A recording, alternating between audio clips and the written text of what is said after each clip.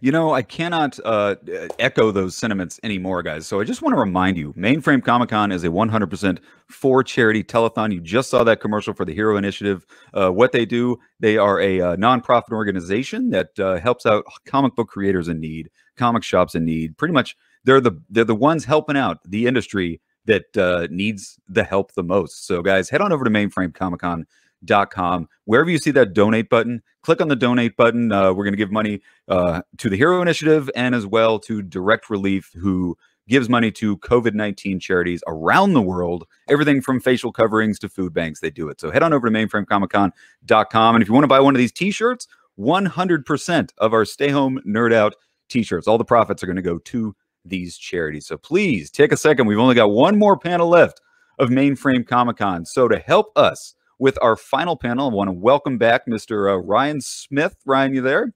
I'm here. What's Phenomenal up? job, by the way, on the Tim Rosen interview. We've gotten such great feedback from that one. I can't take credit. That guy is he's a treasure. And you absolutely I feel like crushed it. We need to start the Tim Rosen as Wolverine movement. I think that's already a hashtag. I think I've already seen it out there. So I know you want to do a deep dive real quick on the Steven T. Seagle. So I'm going to let you have it, man. Have a good show. Awesome. Hi, everybody. Just waiting on Steven to hop in. And, oh, there he is. Steven, welcome. Hello. Thank you so much for joining us. Thank you for coming to Mainframe Comic Con. We really appreciate your time, obviously. First, I want to say, how you doing? You know, what's new? What's going on with you during quarantine? You know, it's a crazy world we're in for a number of reasons. Many of your guests today have already talked about it. It's a time to stay safe and stay at home and look at the world around us. There's a lot we need to address, so I'll leave it at that for the moment. Very poignant. I appreciate that. I see a lot of board games behind you. Is that what you've been spending your time on? You know, I have a few board games, a few thousand. That's actually a Ben 10 Monopoly. Me and my friends created Ben 10, and they made a Monopoly of Ben 10 in Australia. And somebody, super fan, was kind enough to send that to me. And I loved Monopoly when I was a kid, so I keep it there. So when I go up to work, my desk is right above me here. I'm like, Ben 10 was on Monopoly at some point. It's crazy to me, crazy. That's got to be how you know you've made it, when one of your properties gets made into a Monopoly board, right? I didn't think such things were possible, so it's kind of awesome. How are you doing? I'm doing very well. Thank you for asking. My wife is very pregnant, so that's our big news, is we're waiting on that. But very big news. We just became foster parents, and that's been super exciting. 3 weeks ago in quarantine. That's amazing. Congratulations. Do you have fatherly advice for me? I would ask the kids. I bet they have some from me. That's okay too. Who does? When do you do? When is it coming? Any day now. My wife is 37 weeks, so fingers crossed everything's good. It happens during this interview. I'll just start reading from my book or something. You just go. Just go. That is the most perfect segue I could ever possibly imagine. So you are the writer of Get Naked, which I have a copy of. And I got to say, at first glance, the artwork is gorgeous. I absolutely love this style. Is that something that you targeted specifically, or did you have samples to go off of, or how did that work out? None of the above. I actually teach at a school in Denmark called the Animation Workshop. Absolutely.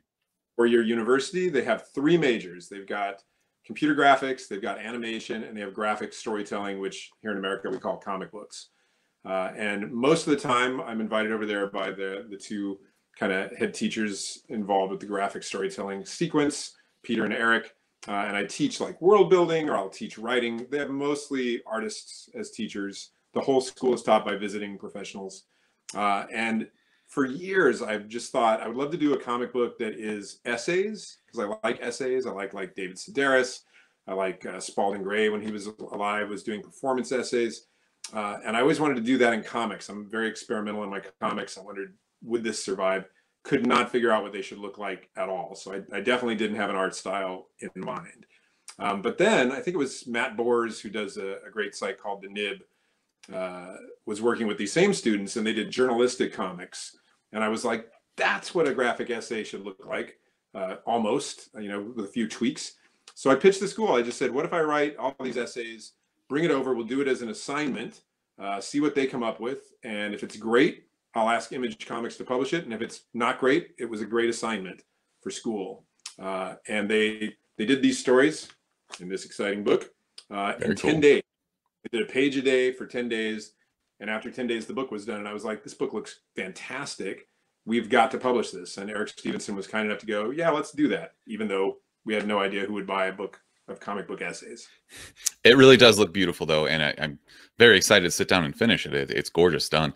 It seems like you've got some underlying messages. I'm sorry. I just said that ain't going to happen because you're having a baby in 12 hours. I mean, I assume that the baby will sleep at some point. We'll see. But anyways, back to the book. It seems like you've got some underlying messages there, and they're beautifully illustrated and written, obviously. Can you talk a little bit about that? Yeah, of course. Well, so the essays was what I wanted to do first, but then I thought, well, how do you get anybody in America to pick up a book of comic book essays? So I thought, the cover has got to either say, murder, sex, or nudity on it somehow. And I don't have any good murder stories of my own. Well, I have one, but it's not enough for a book. I'm not going to tell my sex stories until I'm just this close to death. And it left me with Get Naked. And I thought, well, I'm never naked anywhere because I'm an American. So what would that be? And then I started thinking, well, there was that one time in Japan. Okay, I guess I was naked in the Czech Republic for that thing. And when I went to Berlin, they made me get naked at this pool. And I was like, wait a minute, how many times have I actually gotten naked all over the world? And the answer is pretty much everywhere all over the world and not in the US. And so that became what the book is really about. It's like the US used to be a lot more naked than it is. Then it stopped. Why did that happen? And why is it the rest of the world isn't so hung up on it in the way that we are? And is there room to change that? So there are 19 essays drawn by 19 different artists, students from the animation workshop, all in different styles. They're all international artists. They're from different places in the world. And each one of those is kind of looking at this transformation of me as somebody who never gets naked to somebody who surprisingly isn't naked for this interview. Well, I mean, I don't know that you're wearing pants. I assume that you are, but all right. Well, that's great. I want to talk a little bit more about the school. How did you come up with this idea? And I mean, was there a lot of funding involved? I mean, this is crazy. I can't even fathom starting up a school. I did not start the school. So if it sounded like that, not at all. No, it's the Danish government funds the animation workshop. It's in the middle of a place called Jutland, which is the less populated part of the country. It's really in the middle of nowhere. And it's some old army barracks that they converted. They take 20 students a year in animation and computer graphics, and only 20 students every 2 years in comic books. So it's a very small school, but it's extremely focused as a result of that. Like the town shuts down at 4 o'clock in the afternoon and school gets out at 4 o'clock in the afternoon. So there is nothing to do but work on your drawing skills, your storytelling skills. And they turn out some incredibly talented students. Their short films are constantly winning animation festivals. Their comic book students have all got stuff published for the most part. It's very impressive what they do. And I used to be a college teacher in the US, had to give that up when the cartoons and the comics took off. So I love to teach, but I can only kind of sneak away for a week or 2 weeks a year. And that's what they let me do there.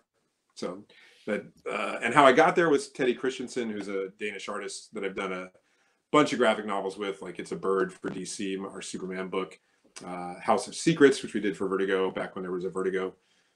He taught there, and I think he recommended me. So they brought me over, and I was like, I love this place. Can I come back every year? And so far, they've let me. Oh, that's a very nice door to have open. Let's transition a little bit into the comic book side of things then.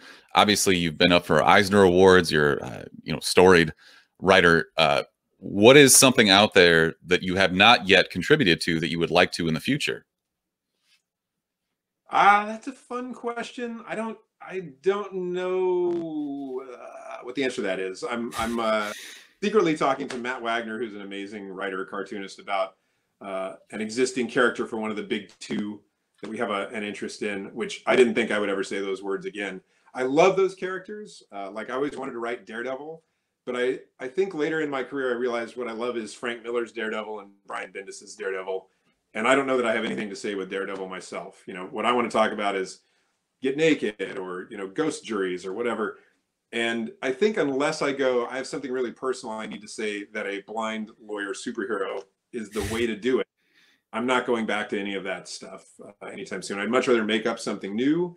I'd much rather, you know, work in TV and animation and some of the other stuff me and the Man of Action guys that I'm partnered with do. And the big characters to me just look like me kind of going fan service. I'd rather read somebody else who's really, really got something to say through those characters than just kind of go, I'm doing 10 issues of whatever. So if I had to answer you in this moment, I'd say Daredevil. But as soon as I say that, I go, I don't know what I would do.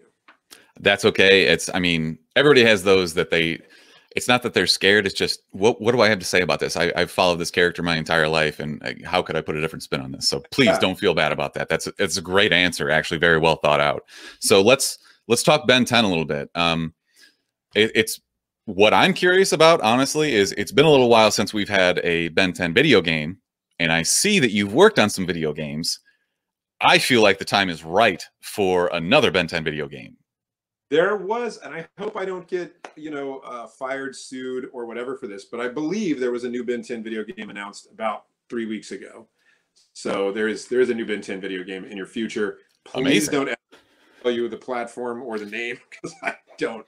I remember the interesting thing about cartoons is we're always so far ahead. You know, they take so long to make that that we'll talk about a story idea tomorrow, and that episode airs 11 or 12 months from now. So we're always living a year in the future of these things, and my brain for what has happened and what has not happened is always inexact. But you will get a new Ben 10 video game shortly. So what's it like? Obviously, you're the creator of this. What's it like to see someone else take your ideas and kind of run with it? Awesome. No, that's always fun. Man of Action. So it's Joe Kelly, Joe Casey, Duncan Rouleau, myself. We all met doing the X-Men. We all kind of transferred over to Superman as the years went by in terms of comics. And then after Superman, we kind of got into animation. And our first thing that we ever made up was Ben 10. And right off the bat, we were like, oh, cool. It's really easy to sell an animated show. But none of us had any experience in animation. And so Cartoon Network's like, you're not running this show. You don't have any idea what you're doing. And we were furious, but it turned out they were correct. We had no idea what we were doing initially. So we did some writing, and we did all the development. Obviously, we made it all up. But it took a couple of years before we went, oh, this is how you do animation. And now we executive produce all of our stuff. We work on some of the shows full time. Some of them we just consult on. But I think I started by watching somebody else play with our toys. And we also come from comics. I did the X-Men for 2 years. I did Alpha Flight. I did Sandman, Mystery Theater over at DC. I did Superman. I played with other people's toys. And I think that, fandom is all about, I want to respect what came before, and I want to add my piece to it. And so I love when people get to add their piece to Ben 10. Our storyboard artists on the new version that's on Cartoon Network now are actually the writers of that show. We do springboards, we do conceptual development. We'll figure out the arc of the season and give notes on all this stuff, but they're the ones who actually write the dialogue and pace the story out. So we get to see that every week when we have a storyboard reviews, several of them each week. And it's totally fun because it's a different brain thinking about the same stuff in a different way. And you're like, I wouldn't have thought of that. And that's why it's awesome. So that's interesting. You've been on both sides of, hey, this is my baby, and also this is someone else's baby. Do you get nervous when you take over something like Alpha Flight that's already kind of an established property, and you then take it and build new stories? I think with Alpha Flight, nobody seemed to care at the time, and that was the first thing I did at Marvel when I went to Marvel to do comics. And Scott Clark, who is no longer with us, great artist, was on the book, and I had worked with him before, and he didn't have a writer, and he was like, please come do this with me. We work well together. And it really felt like it was just so under the radar I could do whatever, and I had zero nerves about it. And so I wrote the first issue and the whole series actually in second person, which is the you voice. You wake up, you have coffee, you go to school, because I'd never seen a comic written in that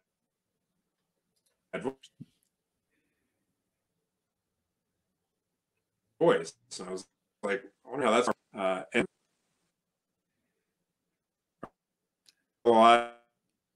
sure.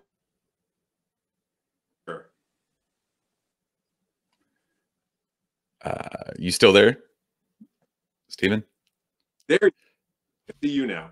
Oh, sorry. I thought I missed you. Thought I lost you there for a second. Glad you're still here. I did lose you for a second.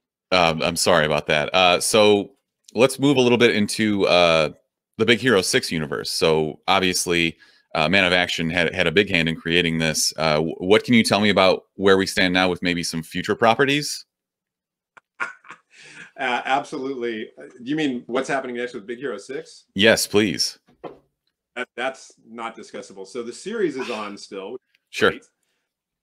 And in a weird twist, everything's always how small is this universe, but the director of the Big Hero 6 cartoon was actually my upstairs neighbor in my first LA apartment when I moved back for, I think we lived in the same building for 5 years, and then wound up becoming the guy who, you know, is the director of the show, Nick Philippi, which is crazy. And then also weirdly, the first season of that show, half the animation was produced at that animation school in Denmark where I went.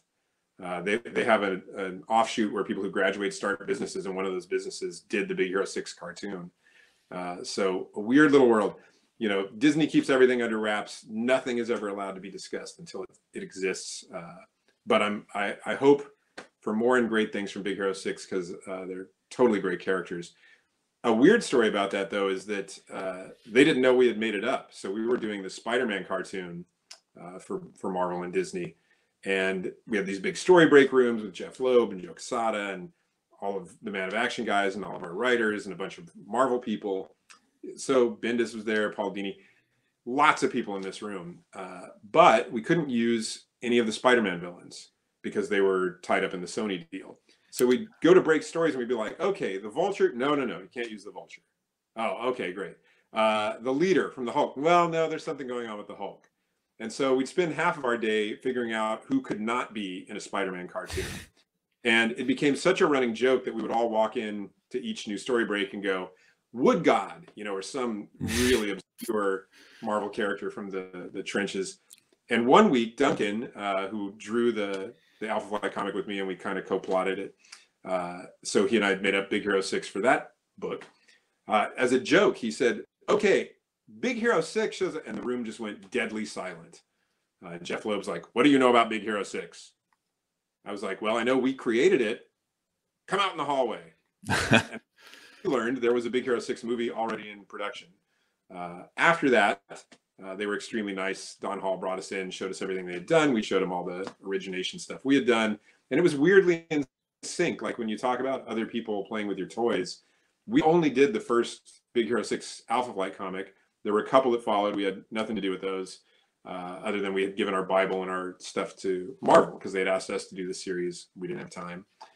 And in a weird way, the reinvention that Disney did came back to a lot of what we had. You know, the thing that totally is unique to the movie is inflatable Baymax, which is brilliant and I love. So if they're going to add stuff like that, it's like, keep adding. That's great. So Shauna has a question. Do you think that a live action Big Hero 6 could work? Oh, absolutely. I mean, you know, the Marvel Cinematic Universe, if it proves nothing else, proves that if you do it right, you can make any of this stuff believable.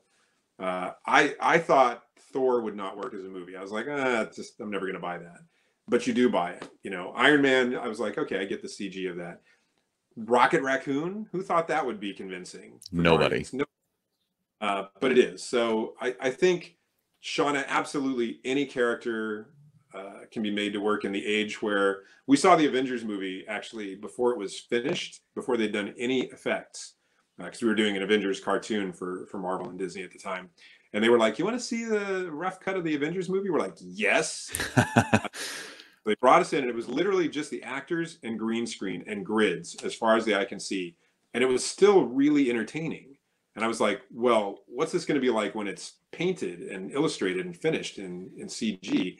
And the answer was even more fun. So in that world, I think, yeah, you could make those characters sing in live action, and I would love to see it. How about you?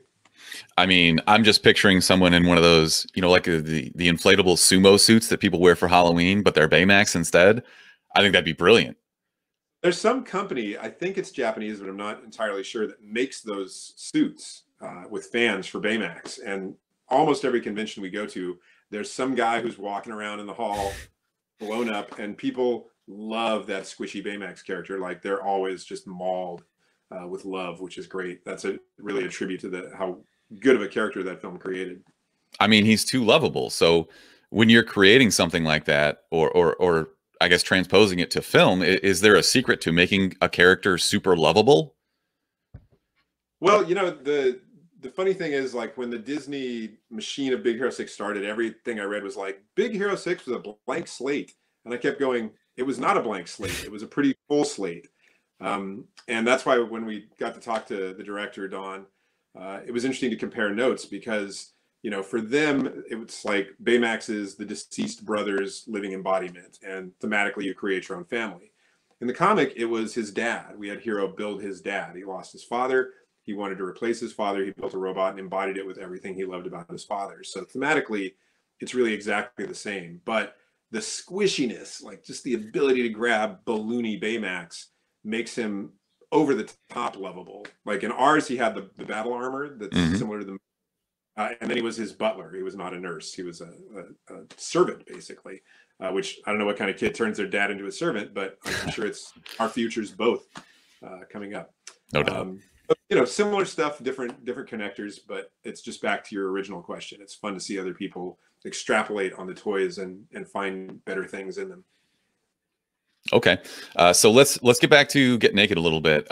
If you wanted to, I guess, sell someone on this, like what is the hook for this? There's a lot of hooks. The main hook, the way the book starts is the first essay is about this idea, which I tell people and they go, what? And it's true as far as I can tell. But back when I was in high school and junior high, you always heard, oh, when you get to high school, you got to take your clothes off for gym class and swim naked. And I was like, there's no way that's true.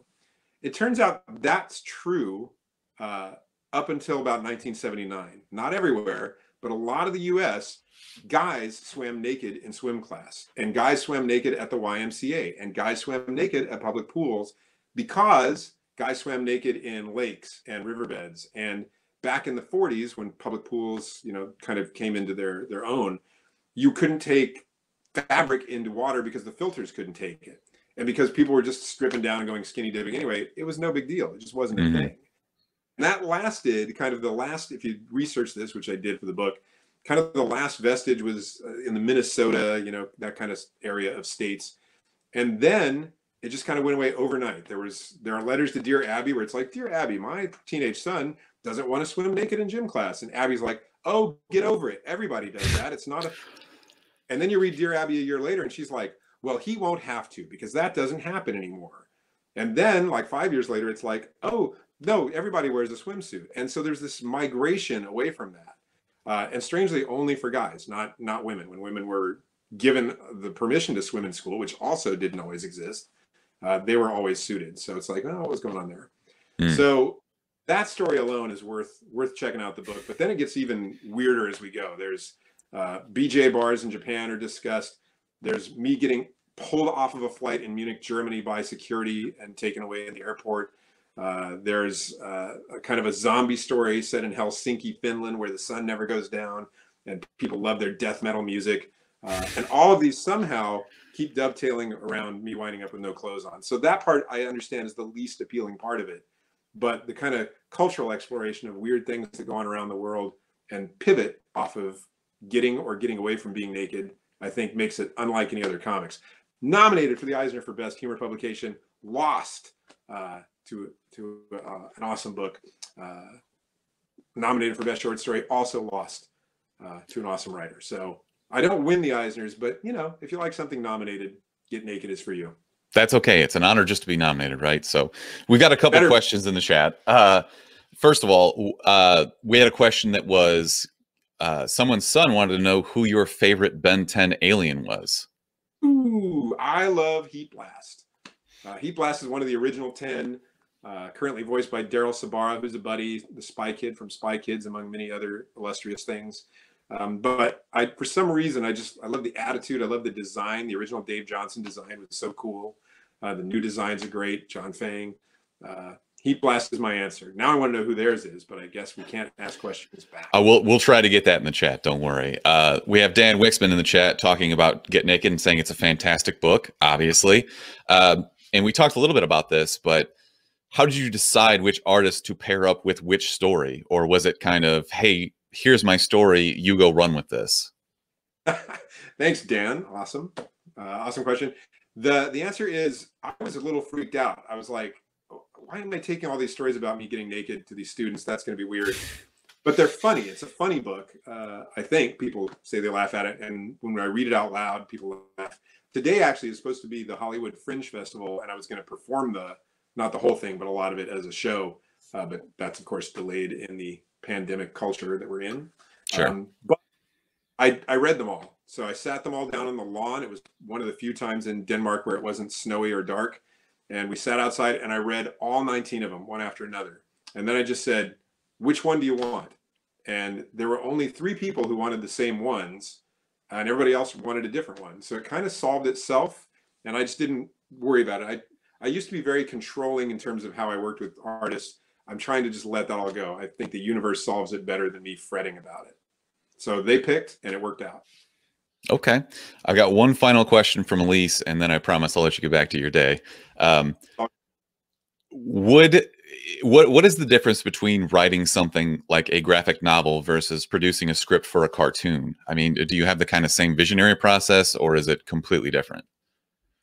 Okay, the shortest way to answer that I can think of is to say a couple of things. So one is it's all visual storytelling. So you've really got to think about the idea that it's being converted into image. You don't need to do all the work of converting it into an image. That's why you work with artists. That's how their brain is wired.